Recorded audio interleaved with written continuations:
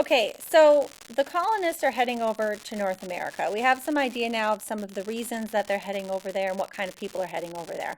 Now, what are they heading over there to?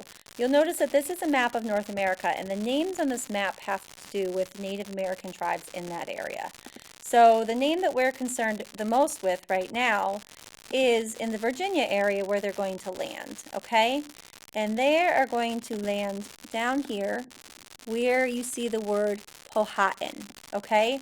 And Powhatan is part of the larger Algonquin tribe, okay? So you see that word here. They speak a dialect of Algonquin, all right? But Powhatan, that is the tribe that is going to be in the Virginia area when the colonists land. So they're coming in and they're coming into Powhatan land, to a land that's already occupied by Native Americans. So, I mean, what kind of problems do we see possibly happening with that as they come in? They're also coming to a land with unknown to them, at least they have some knowledge because some people have been there before, but they're going to see plants and animals and forests that might look similar to where they've been from, but also are different from where they've been from.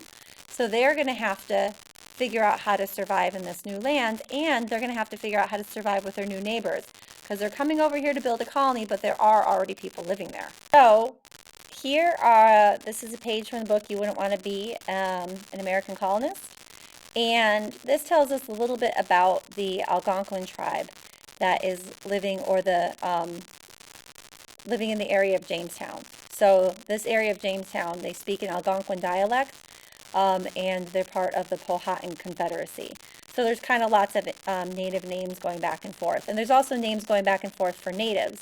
They're Native Americans, but they're often called Indians sometimes in text because when Columbus landed in North America, he thought he was in the Indies, near India, and so he called them Indians. But that's not really correct. He was in what we started calling North and South America, so we call them Native Americans, okay? So this page gives you a little of information about the Native Americans. What I want you to do is remember these English people are coming into a place that they're not from, with people who already live there and live very differently from them. So I'm going to want you to look more closely at this page, and I'm going to want you to look at some of the differences between the way that the natives live and the way that the English live.